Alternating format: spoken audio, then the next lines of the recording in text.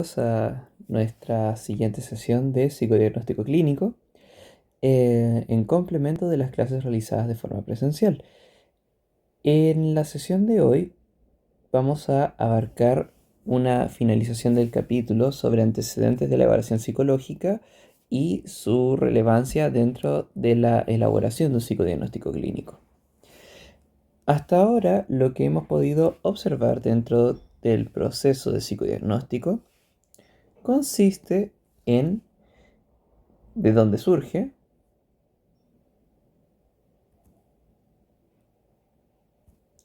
el psicodiagnóstico clínico, de lo cual podíamos establecer que proviene de la evaluación psicológica, ¿no? Proviene de la evaluación psicológica, dentro de la cual procuramos medir ciertos rasgos, ciertas características y ciertos atributos que son parte de una media estudiable, o por el contrario, son propiedades individuales que son interesantes de poder trabajar en un sujeto evaluado. Una vez que comprendíamos que era parte de la evaluación psicológica, también comprendíamos que tiene distintos fines. Si bien es cierto, la evaluación psicológica busca medir, el psicodiagnóstico clínico hace la siguiente parte relacionada a la elaboración de un juicio diagnóstico. La elaboración de un juicio diagnóstico en la cual es el profesional quien elabora este juicio con el fin de sugerir un plan de tratamiento, un programa de intervención por parte de la intervención clínica. De ahí el nombre del tipo de psicodiagnóstico. Sin embargo, aparte del antecedente y de dónde surge, nosotros también pudimos abarcar distintos modelos de evaluación psicológica. ¿Por qué estos modelos son relevantes? Habíamos hablado que estos modelos de evaluación eran relevantes ya que buscan distintos tipos de objetivos o se enfocan en distintos tipos de objetivos, todos dentro de un proceso de evaluación. Dentro de estos modelos teníamos tales como el modelo de atributo, el modelo médico, el modelo dinámico,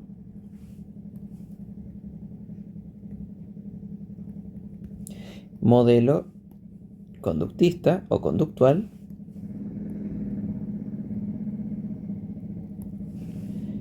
el modelo cognitivo o cognitivista y por último el modelo constructivista.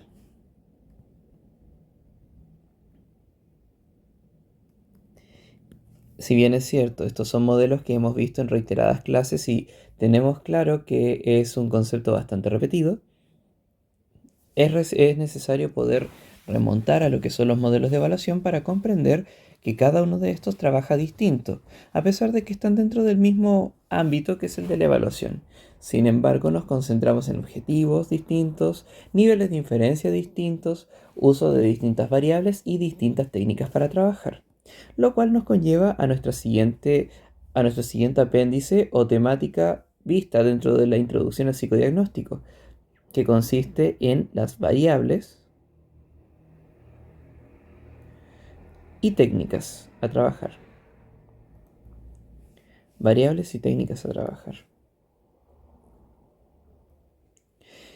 Cuando hablábamos de variables y técnicas, comprendíamos que cada uno de estos modelos, cada uno de estos 6 modelos, se compromete a analizar distintas situaciones, distintas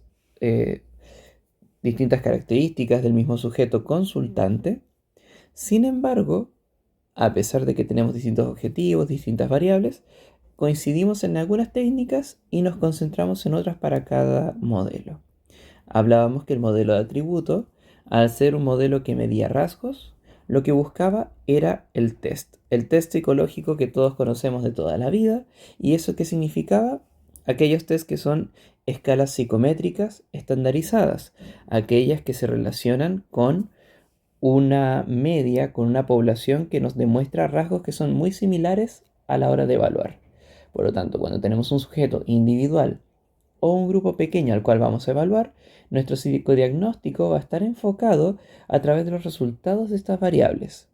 Estas variables se condicen con los antecedentes teóricos de estos test psicológicos, de estos test de tipo psicométrico, con los cuales buscamos un resultado que es estandarizado.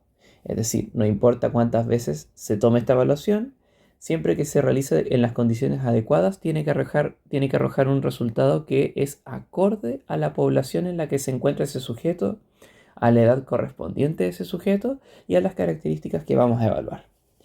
Por otro lado, habíamos visto que el modelo médico, como indica el nombre, es el modelo de carácter médico, psicobiológico principalmente, y en el ámbito médico, como medicina general, está enfocado en el ámbito fisiológico, es decir, fisiología como tal y también con extensiones en la neurología. Buscamos síntoma. Nuestra variable a estudiar siempre está basada en el síntoma del sujeto.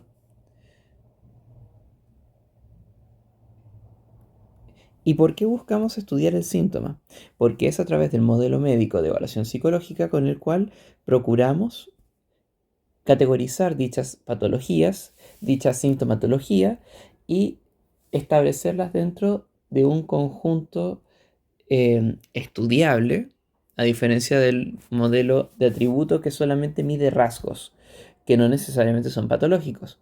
En el caso del modelo médico, buscamos la patología para poder estudiarla a posteriori, ya que recuerden que dentro de los objetivos tanto de la psicología como también en la evaluación psicológica y por ende en el psicodiagnóstico, buscamos lo que es evaluar al sujeto para poder controlar variables, predecir conductas futuras, poder modificar características que sean necesarias de abordar dentro de un proceso de psicoterapia y, de ser posible, hacer todas las mediciones y contrastes dentro del proceso de experimentación.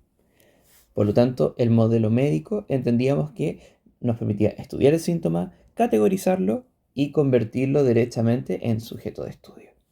Por otra parte, el modelo dinámico, al tener origen o características de tipo psicoanalíticas, se dedica a estudiar al sujeto en su vertiente más intrapersonal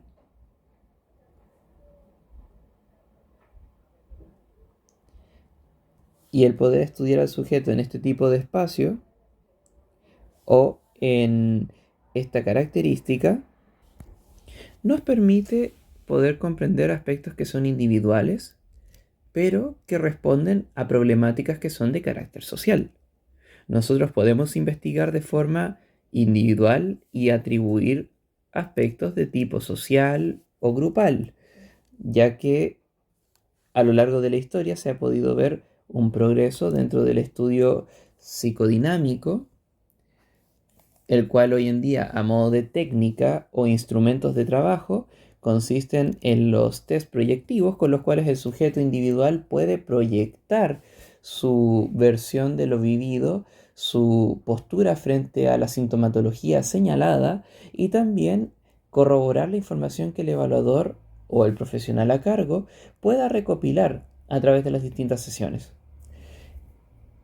Dentro del modelo conductual y el modelo cognitivista, están más enfocados en el área de laboratorio.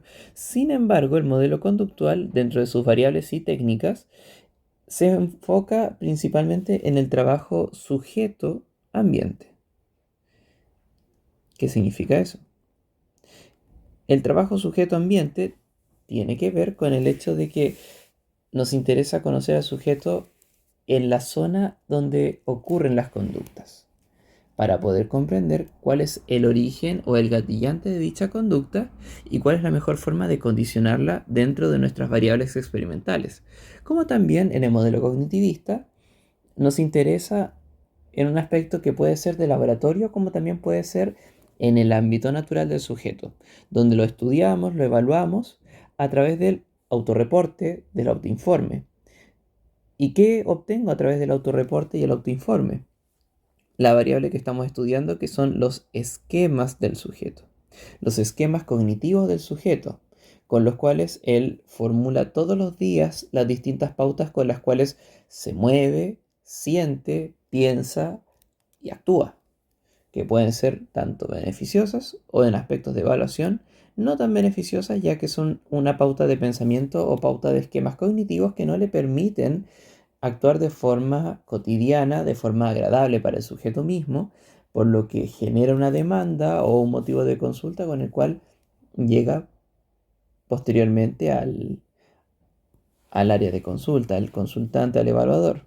Y finalmente, el modelo constructivista, que hablábamos que era un modelo de evaluación basado en la construcción de realidad del sujeto, se atiende mediante la técnica del autorreporte o la autobiografía o el relato, ya que nuestra variable a considerar aquí no es una variable que nosotros podamos manipular, ya que consiste en la construcción de la realidad del sujeto, es decir, cómo él mira una realidad que debería ser neutral para todos. Como no podemos acceder a la realidad personal del sujeto, tenemos que tratar de buscar cualquier recurso que nos permita comprender cómo su construcción se condice o choca constantemente con la realidad que podemos percibir los demás sujetos a su alrededor.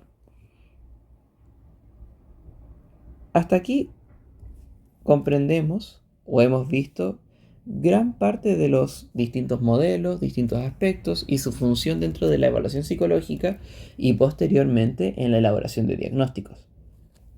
Sin embargo, también hay otros aspectos que son relevantes de estudiar frente a toda esta teoría, frente a todos estos antecedentes, que consiste en la aplicación práctica de estos modelos y también en las polémicas que pueden surgir a partir del uso de dichos modelos.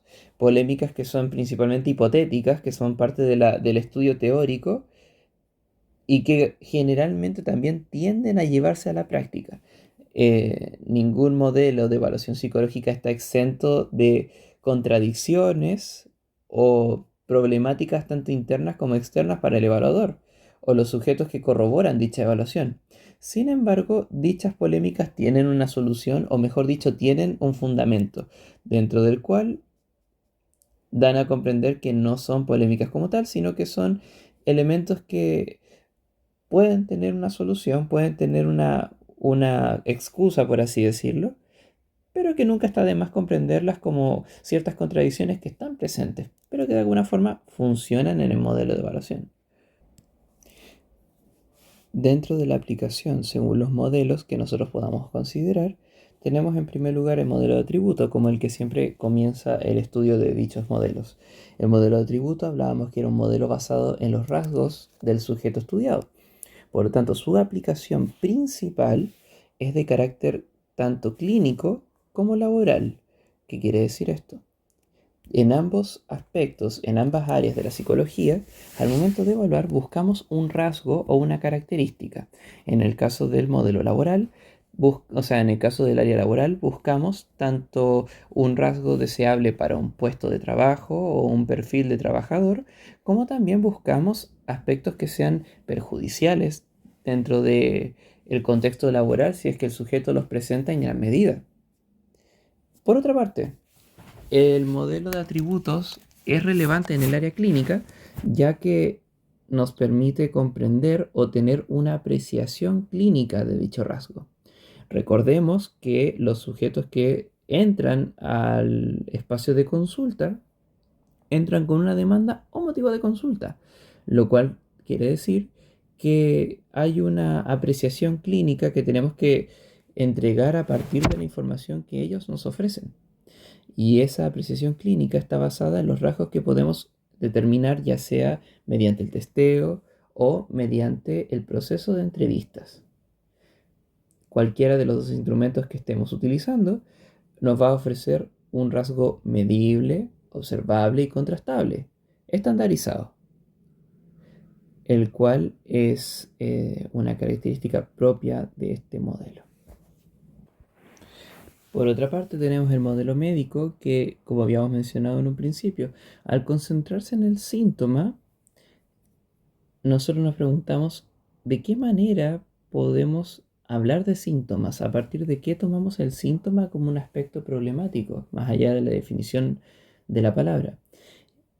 Hablamos de síntomas por referencias del modelo de atributo, es decir, el sujeto generalmente suele ser evaluado, tanto los rasgos como características fisiológicas del mismo.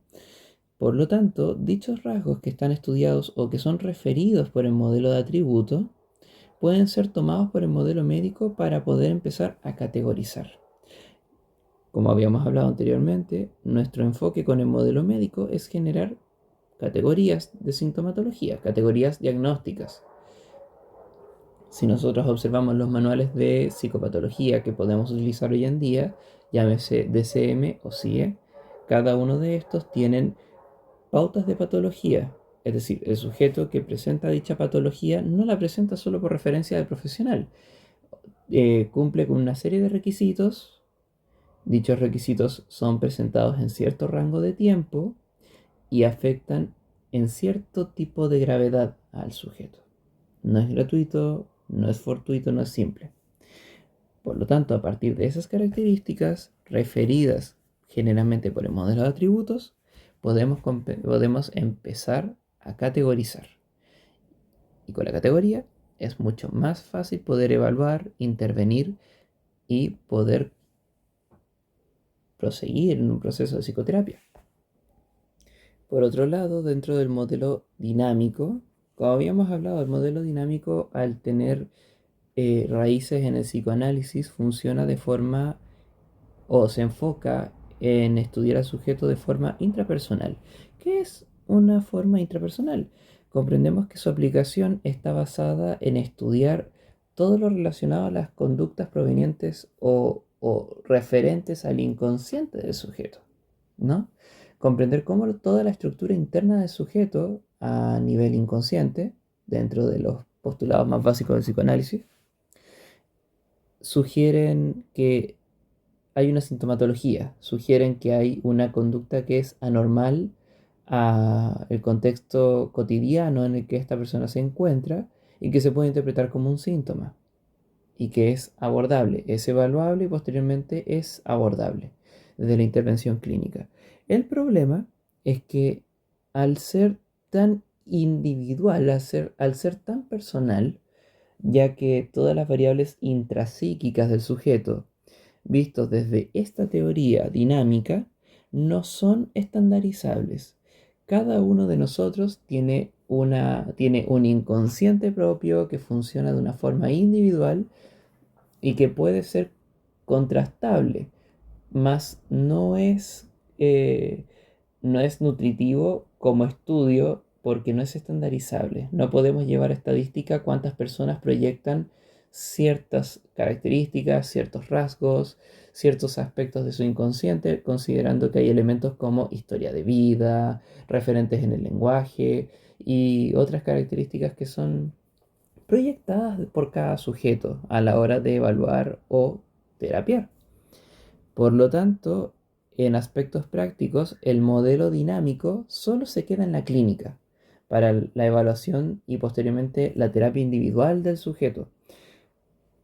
Porque incluso, aunque podamos mencionar los test proyectivos como un elemento que hoy en día se usa de forma grupal o de forma masiva, no son un referente, por sí solos no son un referente al momento de hablar de evaluación psicológica, ya que dichas características individuales o proyectivas tienen que contrastarse sí o sí con pruebas de tipo psicométrica. Si no tenemos un estándar estadístico con el cual contrastar todas las baterías proyectivas, aquello en una evaluación, por ejemplo, aquello a la hora de hacer un informe, no trasciende de ser un juicio de alta inferencia, donde dicha inferencia en ningún minuto tiene una teoría o tiene una hipótesis contrastable. No podemos quedarnos solamente en la teoría de lo proyectivo. Tenemos que poder contrastar con una media poblacional. En nuestro cuarto lugar tenemos el modelo conductista, el cual comprendemos que por aplicación, el modelo conductista es aplicable en todo ámbito de la psicología relacionado a la evaluación psicológica. ¿Ah? Podemos comprender que el modelo conductista tiene aplicación clínica, aplicación laboral, aplicación comunitaria, aplicación laboral. Ya repetí laboral. Quise decir aplicación educacional. ¿En qué sentido? Cuando nosotros estudiamos desde el ámbito clínico, nos dedicamos a estudiar conducta y nos dedicamos a estudiar la conducta del sujeto, del ambiente que lo rodea y cómo modificarlo dentro de los resultados de nuestra experimentación. Como también en el ámbito laboral buscamos modificar conductas dentro de un ambiente laboral, donde dicho ambiente laboral está generando ciertas variables que alteran la conducta del sujeto o del grupo de sujetos. En el ámbito comunitario lo enfocamos de igual manera a cómo el ambiente de la comunidad condiciona la conducta en la que esta comunidad mencionada actúa, se mueve y resuelve sus necesidades. Y finalmente, comprendemos que dicha conducta es evaluable dentro del ámbito escolar o educacional, ya que buscamos distintos aspectos de conducta, como la conducta del alumno repercute tanto en su desempeño escolar como también en su calidad de convivencia escolar. ¿Mm? Es decir, cómo se desarrolla y cómo convive con su comunidad escolar. Sin embargo, para aspectos prácticos, el modelo conductista tiene prioridad de relevancia en el ámbito clínico. ¿Y por qué sería esto? Por los antecedentes por los cuales se cimenta el, el modelo conductista. Comprendemos que el modelo conductista surge desde los primeros estudios de condicionamiento canino, como también dentro de los primeros laboratorios de psicología en Alemania, y una tanda histórica bastante grande relacionada a estímulos, respuestas, respuestas, reflejos, reflejos, respuestas, respuestas, reforzamientos, eh, lo cual es principalmente llevado al ámbito clínico. Cómo estudiar la relación sujeto-ambiente nos permite condicionarlo para atender y mejorar calidad de vida personal del sujeto. En el caso de la evaluación psicológica, cómo podemos medir conducta, medir interacción con el ambiente y posteriormente hacer una apreciación clínica acerca de dicha interacción. ¿Es beneficiosa o no es beneficiosa?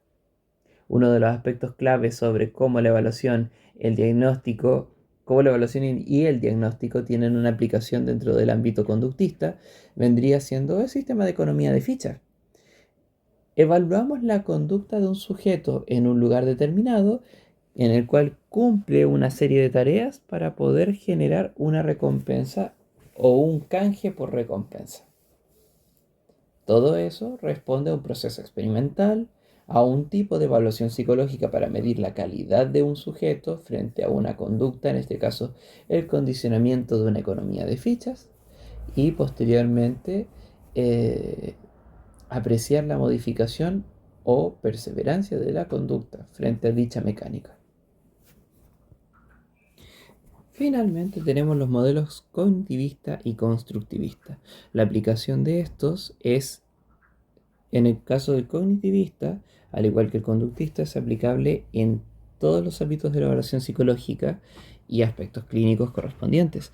Sin embargo, tiene prioridad directa con lo que es tanto el ámbito clínico de la evaluación psicológica como también en la psicología clínica como tal.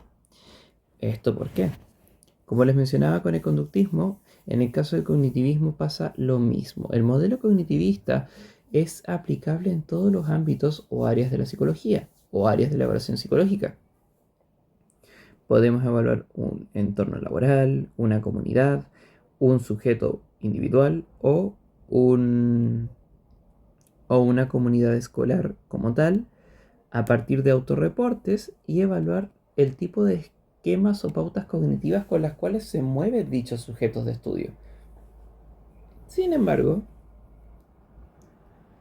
La prioridad está en clínica, ya que el trabajo más fuerte, más rápido y más destacable se encuentra dentro del trabajo individual.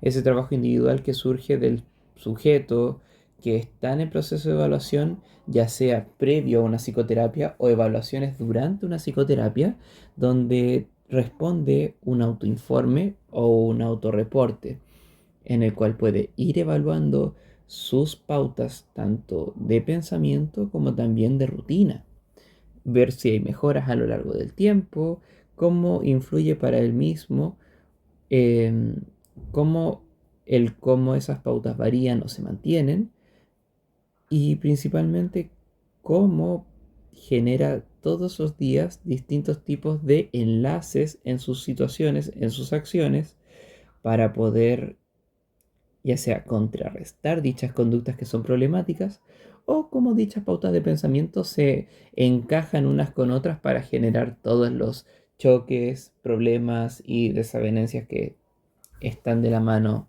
en el día a día de este sujeto. Por otro lado, la aplicación del modelo constructivista es netamente clínica. A ninguno de los otros aspectos o ámbitos de la evaluación psicológica o de la psicología le sirve trabajar en base a constructos de realidad. Solamente al ámbito clínico, donde estamos evaluando la funcionalidad del sujeto. Pero es una funcionalidad personal, es decir, cómo el sujeto en cuestión, que es el sujeto experimental y posteriormente sujeto consultante, considera funcional su forma de ver el mundo. Eso es una aplicación netamente personal, individual y clínica. No tiene relevancia en otros aspectos. No nos sirve en el ámbito escolar, donde todo debe ser contrastable con la comunidad y los estándares del estudiante. No nos sirve en el ámbito laboral, donde necesitamos un clima neutral y objetivo. No nos sirve en el ámbito comunitario, donde vemos que hay una dolencia que representa a toda una comunidad a toda una comunidad de sujetos, por lo tanto, solamente en clínica. Ahora, prosiguiendo, dentro de lo que englobaba el psicodiagnóstico y todo lo que hemos podido trabajar ahora respecto a los modelos de evaluación y otros aspectos, está la característica de las alternativas polémicas. ¿Qué quiere decir esto?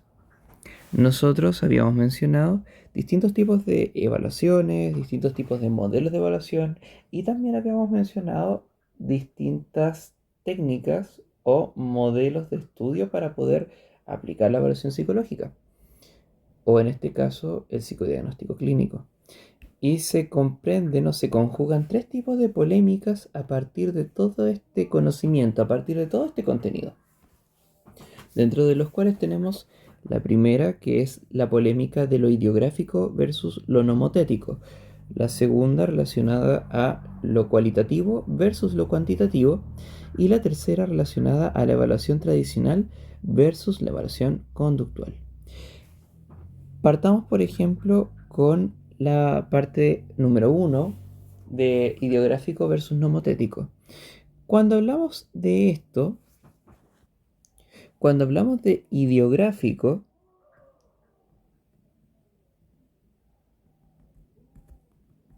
hablamos de estudiar individuo. Estudiar individuo o estudiar características individuales. Cuando hablamos de nomotético,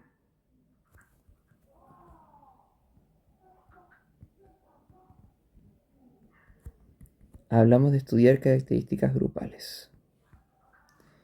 Es decir, dentro de este ámbito, cuando yo estudio aspectos ideográficos o cuando yo estudio de forma ideográfica, estoy evaluando al sujeto solito y con su historia netamente personal e individual. Sin embargo, si yo estudio o mi estudio se basa en características nomotéticas, estoy hablando de que estoy estudiando variables grupales, sociales, comunitarias. ¿Por qué esto es una polémica como tal? Porque a lo largo de los años, a lo largo del siglo,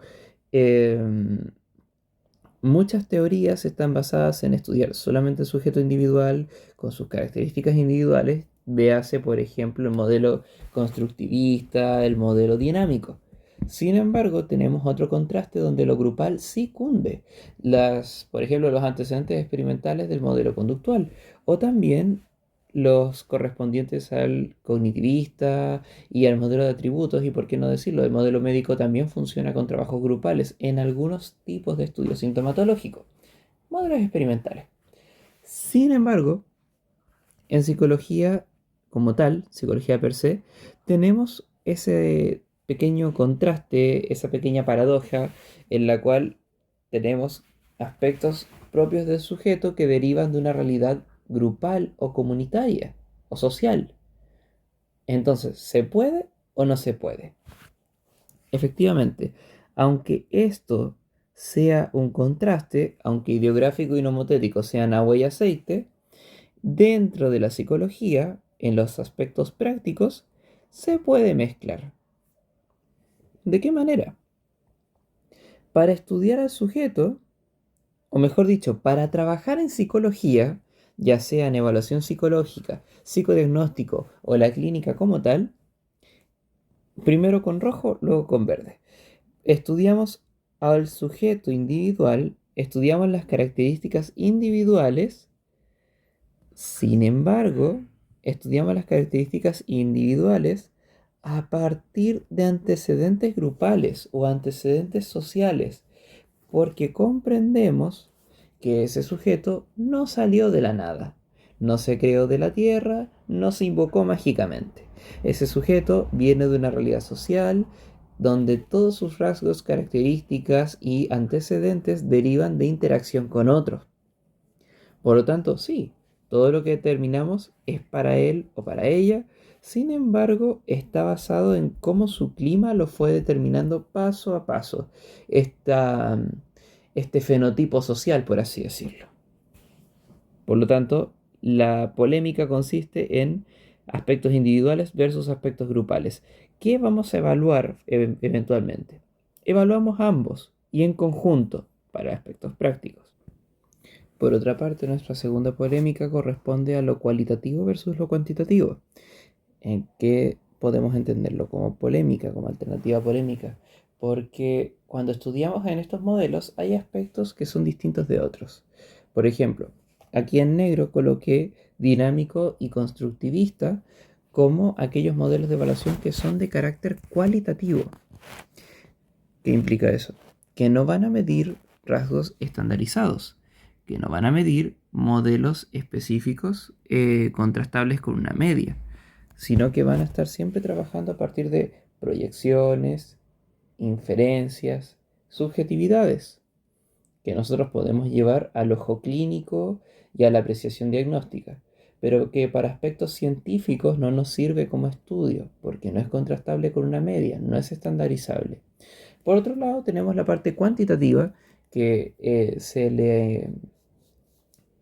embonan directamente con el modelo conductual, cognitivo y el modelo de atributos. Estos tres modelos me permiten tener un estudio estandarizado, contrastable y replicable de las características estudiadas según cada modelo. ¿Y por qué se convierte en polémica? Porque la pregunta del millón es, ¿qué me sirve más, lo cuantitativo o lo cualitativo? ¿Qué tengo que escoger cuando soy psicólogo o cuando soy evaluador? Y esta es una polémica que es persistente, incluso hoy en día. ¿Cuál es el mejor modelo a estudiar? Sin embargo, cada uno de ellos tiene una forma de estudiar para poder acercarse a un estándar, incluso lo cualitativo. Sin embargo, a pesar de que lo cualitativo podría acercarse al estándar científico, ¿de qué manera? Las metodologías cualitativas implican el trabajo de otro tipo de recopilación de datos. No estamos buscando el dato numérico, el dato estadístico, el dato duro, sino que estamos buscando el dato de replicar relatos, es decir, que la información verbal, el relato obtenido, sea siempre del mismo tipo para poder decir esto es relevante. Estamos buscando que las proyecciones del sujeto sean relativamente parecidas a las proyecciones de otros sujetos, que también a la larga es una información relevante dentro de los aspectos prácticos. Y todas estas aproximaciones cualitativas funcionan en conjunto, es decir, combinados con los aspectos cuantitativos que podrían ofrecer los otros modelos. Necesitamos este balance y esta mezcla entre lo cuantitativo y lo cualitativo, porque combinando ambas metodologías o haciendo contraste de ambas metodologías, podemos obtener mejores estudios, mejores antecedentes y profundizar mucho más en nuestras posteriores técnicas de evaluación o metodologías a inventar,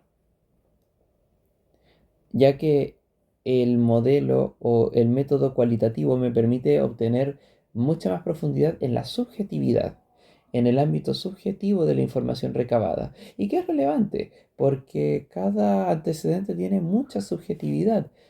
Sin embargo, cuando tenemos que poder llevarlo al informe, al contraste, a la derivación o a la terapia posteriormente, necesitamos llevarlo, por así decirlo, al mundo real. Necesitamos sacarlo de la Matrix y colocarlo en la objetividad misma. Y eso es contrastando con la objetividad del modelo cuantitativo. Cómo todas estas proyecciones pueden encajar con los resultados estandarizados de nuestros test y todas nuestras otras técnicas y métodos de evaluación. Finalmente, la tercera y última alternativa polémica que nos queda consiste en la evaluación tradicional versus lo conductual. Esto se traduce como el contraste entre aquellos modelos que nos permiten trabajar de forma más tradicional, donde evaluamos la conducta intrapersonal o las variables intrapsíquicas del sujeto con respecto a las acciones que realiza, como por otra parte la evaluación conductual que evalúa todos los aspectos externos del sujeto, mayormente dinámicas externas que internas, en las cuales se entremezclan con el ambiente que lo rodea, los estímulos que genera dicho ambiente y cómo esa conducta se va condicionando en el tiempo.